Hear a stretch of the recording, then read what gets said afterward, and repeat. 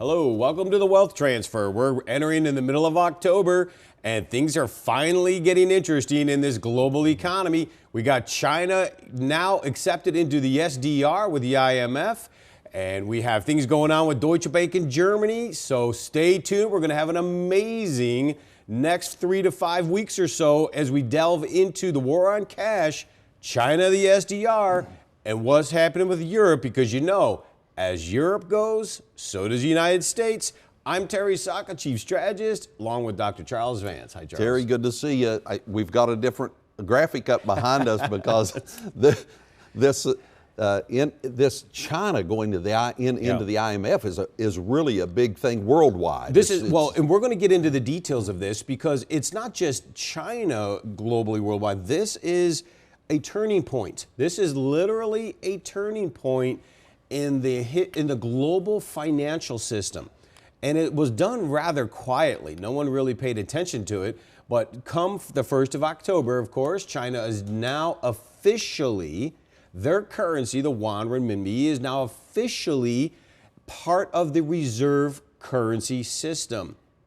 And that's going to confuse a lot of people because most of us think the dollar is the reserve currency, and it's not. So we're going to have some tremendous visual graphics to help explain what it is, what it means, and how it's going to impact us, because I contend now it has started and the dollar's days are numbered.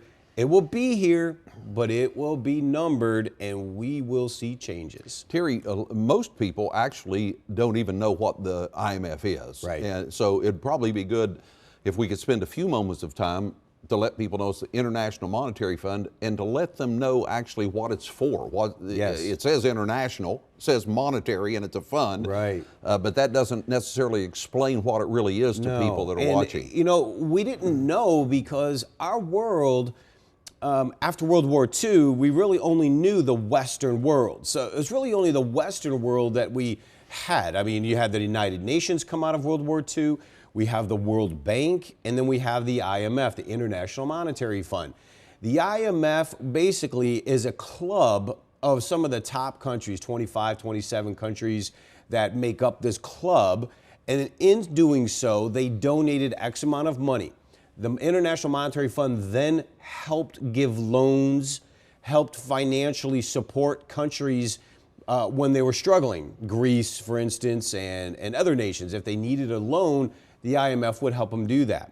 The World Bank was there for developing nations, to help them develop certain things of infrastructure and aspects of that nature.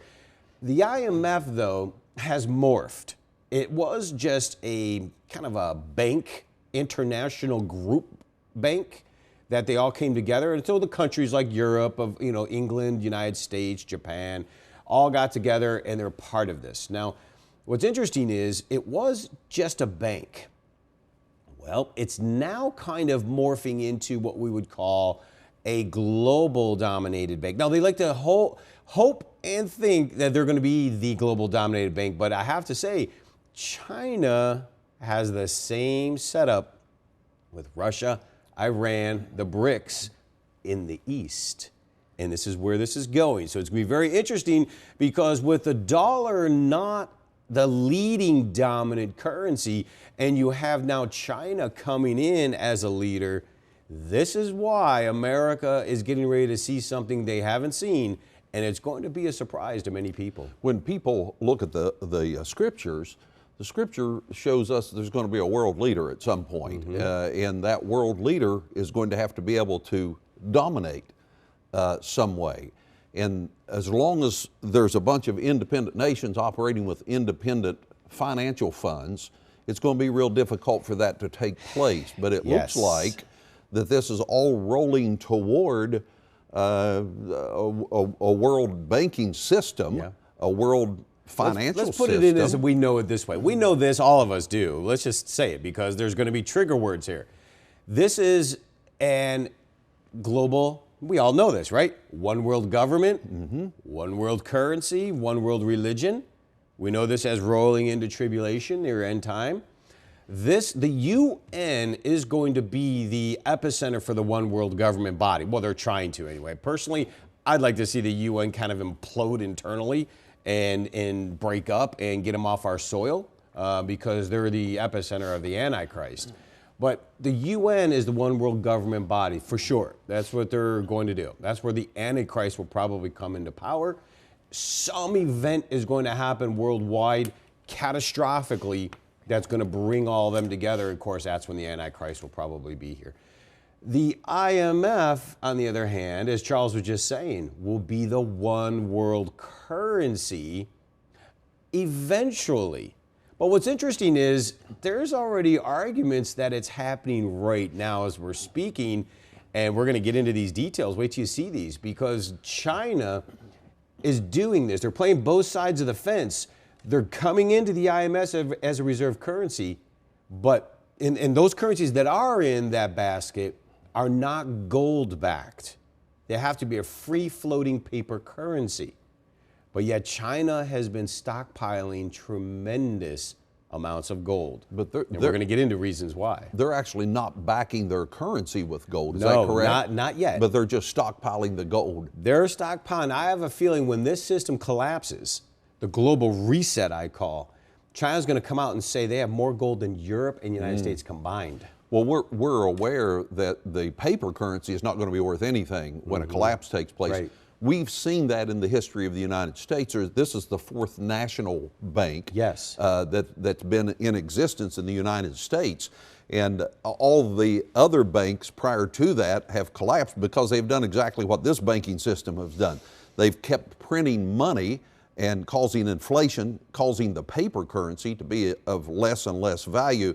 And now, just as it has happened in the history of the other three national banks, there's nothing that is backing the currency that is being printed except the good faith of the government. Yeah, and if we look at means. if we look at it this way, if we look at it in the terms of the bank bailouts, we all breathing now remember the savings and loan, of course, was a big bailout. Then the banks bailed out at the time, the savings and loan. And then we had the last bailout, which the government came in and bailed out the banks. Then we had the central bank bailing out the banking system, right? This last time around, we did probably, well, on the books, $4 trillion in a bailout, but if you knew about swap line and currency swap lines globally, we in the United States bailed out the world banking system to a tune of $10 to $15 trillion. I actually have the graphs on the lines. Most of it went to Germany. Something very interesting has taken place here with the near collapse of Deutsche Bank in Germany. And with Germany on the heels of collapsing, they are the economic engine of Europe. Italy's right there, of course, with another $1 trillion debt of their own. This is going to get interesting. So as we see this evolve, we realize that they're positioning. And they're positioning now because the next collapse in what we'd call stimulus. We all hear the word QE, quantitative easing. All it really meant is money printing, but they bailed out the banking system. If they would have bailed out Main Street and actually put that money into the system, we, the people, would be extremely prosperous and this economy would have boomed. This has been a horrendous 8 years. Granted, Barack Hussein Obama inherited this financial collapse, but they doubled down on their ability to, what they did is they stimulated and printed. They successfully printed over $1 trillion of debt each year he has been president. Actually, it's a little more than that because Hussein Obama has now acquired more debt nationally for we the people than all presidents before him combined. We are now near 20 trillion in the hole, not counting 65 plus to 100 trillion in unfunded obligations. So we've been printing mad over the last 8 years to stimulate the economy. Here's where it gets interesting, Charles.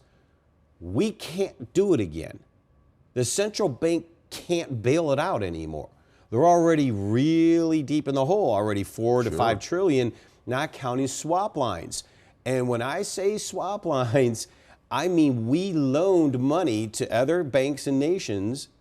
We swapped currencies. They printed money, we printed money, we swapped it, and somehow it gave us a legitimate asset to then go into and do things with. So it's all smoke and mirrors. So they're really holding our currency. We're holding their currency. Yes. And then they use it for expenditure, and it's not. All of a sudden they didn't print something. It's kind of like we've exchanged IOUs. Yes. Kind of thing. Now here's the theory of this: the IMF, the International Monetary Fund, is being touted as not only we the people in the kingdom understand as the one world money, the global, new world order scenario. They are the ones that are going to do the next bailouts. Now, what are they going to use? This is the SDR.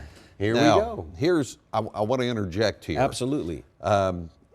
This program is to inform people how to protect themselves financially, because we really believe, and if you've done any study, if you've watched this program any time at all, or if you've watched into it this far today, you probably believe with us that there is going to be some sort of currency reset or a currency collapse of some sort, or such an inflation of our currency that it's going to make, maybe some of you have seen the pictures where Germany, when they were in World War II, how they took money and burned it to stay warm with because it was more valuable to heat their houses than it was to try to spend it somewhere.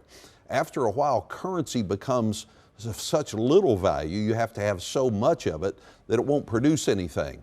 I encourage you to do something today to get yourself in a position where that you're not robbed by the stock market collapsing or by the currency collapsing.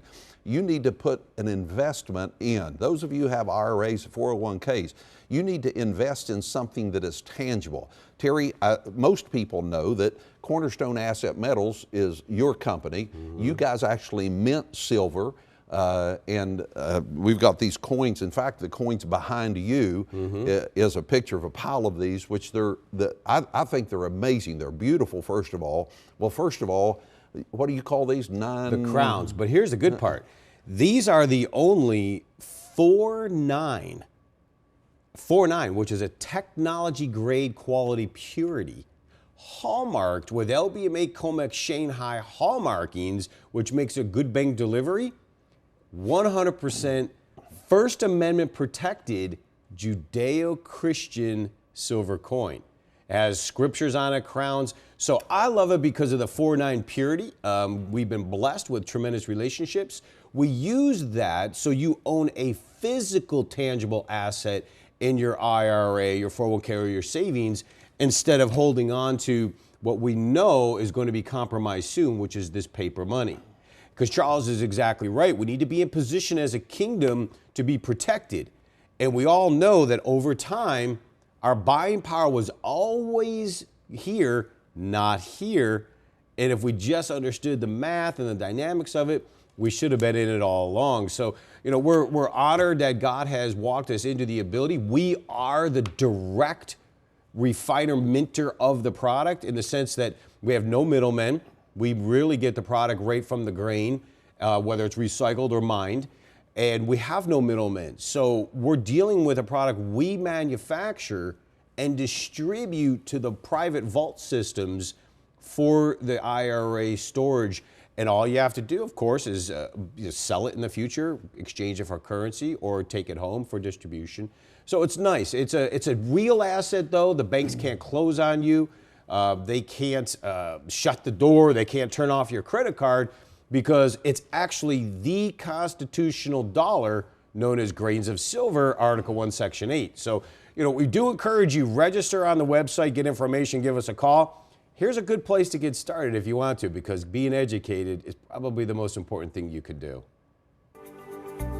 Cornerstone Asset Metals is here to help you protect and preserve what you have worked hard to gain. For those of you who have IRAs to protect, 401ks to preserve, or cash in the bank, we would like to send you a package of information regarding the changes to the dollar and the challenges of our economy that you need to be prepared for. This package includes how easy it is to roll over your current IRA or 401k into a physical precious metals IRA for long-term protection of your hard-earned wealth. For those of you who have cash to invest, we can arrange to have your precious metals stored in a private vault, or simply send it to your home. Call our toll-free number or register on our website now.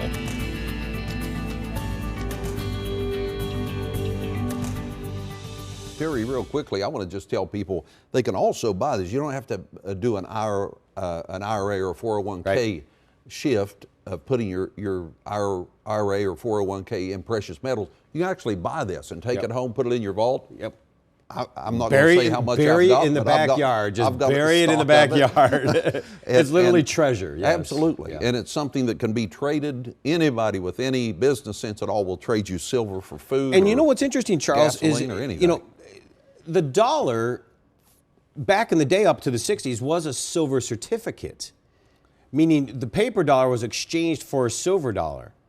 We've been tricked as Americans, we the people, because they made us believe that the paper dollar was money when the definition of money was a storage of value over time. So just in a quick way, and I want to get into some of the explanations of why China's been put into the IMF as reserve currency. These used to be equal. Constitutional dollar, Article 1, Section 8 says Congress has a right to coin money. Money was defined as grains of silver. The very name dollar is translated, comes from Bohemia in Germany, grains of silver. Now, this is very, very biblical too, mind you, as far as money goes. If we just would have hung on to silver in the 70s for our savings instead of paper money, we, the kingdom, would be infinitely wealthier today. Best example, hold on to $100,000 in the 70s of paper money of retirement. Today is worth $100,000 plus or minus a little bit if you had interest, without a lot of risk, right? But it doesn't buy you the same, not even close. If you would have hung on to silver when they transitioned instead of the paper for your savings. Now that during transition time, that was a silver dollar. Right. One ounce. 1 ounce. And that's a silver currency. Certificate. Now it's a Federal Now Reserve it's a Federal note. Reserve note, Yeah. which is and we all know what a note means. It's an IOU, means somebody owns you. We're enslaved Exactly. to debt. So if we would have hung on to the silver instead, to this day, right now, that same 100,000 in silver would be worth $2 million. So you either have 2 million or 100,000 in paper that doesn't buy you the same. That's why it's so vital we in the kingdom understand the real definition of money. Yes. China is in this for a reason. Now, people say, why was China put in? I contend the IMF needed China's permission to do this. There are some very powerful and wealthy ancient families in China, and they needed the Chinese permission in order to move the world economy into the next phase. Charles is exactly right. They needed to destroy sovereign nation banking systems, or they'll have the banking systems, but they needed to bring them in. The actual reserve currency system is in a basket, known as a basket. There was really only a handful of countries in it that were part of the reserve system. We in America always thought the United States dollar is the reserve currency. No, it was just the most used. Now China is part of this basket of reserve currencies. We're going to get shown some more visual. But why is China in there? We needed the West, when I say we. This is a West and East issue. We needed China's permission to do this next level. China comes in, but they were denied. And let me show this one here, this chart here. Terry, while you're going there, explain what reserve currency is for those who might not know what that means. Yes, the reserve currency was after World War II, there's always been a nation that had basically the dominant currency for trade and global trade and finance. So if Germany wanted to buy a TV from Italy, instead of having the German currency and the Italian currency, and they do some kind of valuations to know what to charge for trade, then what they would do instead is go to the reserve currency. So for instance, the dollar was the main reserve currency after World War II. So Germany wants to buy a television from Italy. They would both buy dollars as the reserve currency and then buy the goods. It was easier to trade with. And finance, of course, is the same way. So that makes reserve currency Powerful. very powerful. Yes. You pretty much run the entire Yes. world trade. Excellent transition, because we in the United States, we the people, only know of this thing called the American dream. The American dream was only built because we dominated after World War II and we became the reserve currency. We controlled international trade and finance. That has changed. China now has surpassed the United States as the world's largest trading nation. They are now in the IMF as a reserve currency, and I contend this is the first step towards the dominance that China is going to do. Now, China, Russia, and Iran are doing this to take down the dollar's dominance, and you're going to see why. I'm not just saying it as a guess. There's data backing it up. How did China get them to say yes is the question, right? We predominantly controlled the IMF in the United States. Here's how. This is an image called offshore yuan, but basically on the left, IMF proposes that the SDR basket, be extended to China. In strategic drawing rights, mind you. The strategic drawing rights is the IMF currency. It's considered the IMF dollar or the IMF currency. I contend that SDR is going to be the future global currency. Now, when they denied China, if you see the flat line on the left, China says, really? Okay. You're going to deny me into the power structure. They devalued their currency right there in the middle. Look at it collapse. Then you see in the middle, IMF decides, okay, we're going to let China in now. Because they realized when China devalued their currency, it put tremendous pressure on the world financial system. So they said, okay, we'll let you in. It took 1 year to get ready. And then on the right side, the IMF confirms it. And here we are today. So we're now done. China has successfully been put into the reserve currency system. Now, the reason this is so huge, when this dollar loses its ability to be the dominant power, and it has to now share with these Eastern powers, we're going to be in trouble at home with inflation and loss of economic prowess and world, you could say world authority, which we already showed you in the previous show, how when they went to the G20 summit, our president, the most powerful nation in the world, didn't even get a stairs to go into the red carpet. They made him use the emergency exit on Air Force One.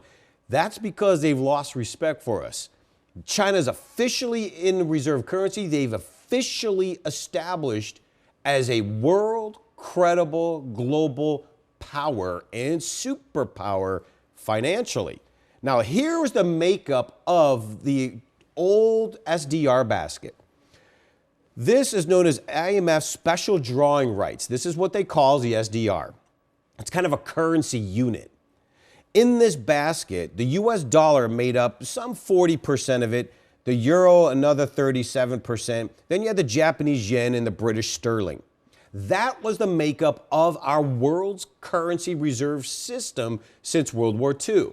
Very important, because that's who dominated. Now, we thought the United States was reserve, but as you can see by the pie, the green is just because we dominated most of finance, trade, with dollars. Then you see blue was the euro. Now we have this makeup, the IMF basket of reserve currencies today. Yellow represents the US dollar. Wow. Orange is the euro, but look at the red. That's China. Now China, I contend, is going to do more than that 8%. They took most of it from the euro, and then the other part of it came from the British pound. Right now, anyway, the US dollar has not lost what we call market share.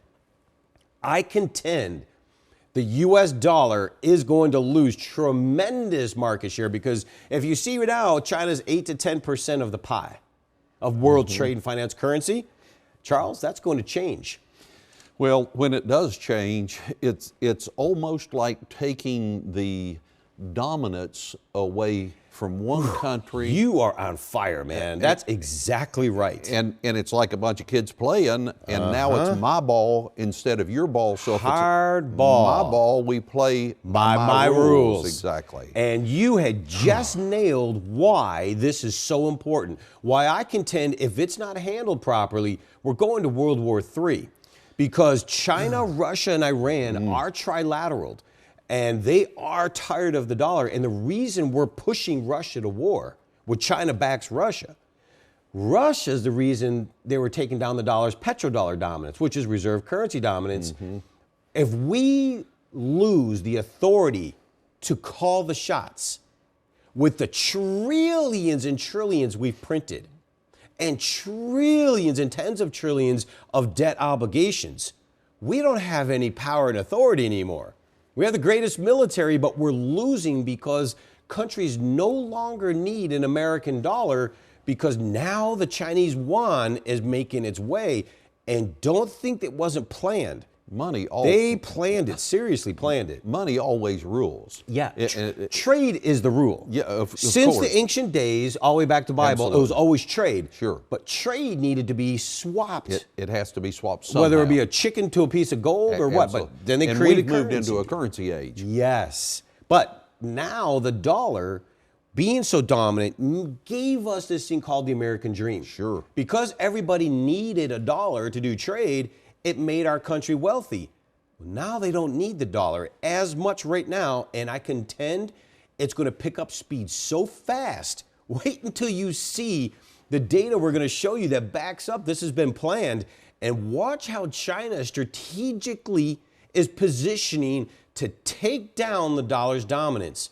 I urge you to register on this website at the bottom of this screen. Go there and register for information, get a package, get educated, give Cornerstone a call. They'll guide your hard-earned retirement assets. Protect yourself, preserve your wealth, because this has now been made official. And I'm telling you, it is going to impact the dollar's dominance, and that's why you're seeing such a push into Russia for war, because the dollar is going down, and how fast is going to be depending on what takes place. So until next week, we're going to have some great information to keep this subject going. God bless each and every one of you. Tell somebody about the program. I'm Charles Vance for Terry Sacka. We'll see you right back here next week for Wealth Transfer News. Are you concerned about the security of your financial future? Cornerstone Asset Metals is here to help you prepare for the extraordinary times ahead by protecting and preserving your assets through silver and gold. At Cornerstone, the protection and preservation of your investment is our first goal. So we are here to serve you with honesty, transparency, and respect. Take control of your future by registering on our website at cornerstoneassetmetals.com or call us toll-free at 888-747-3309. Call now, 888-747-3309. At Cornerstone, securing your future is our goal.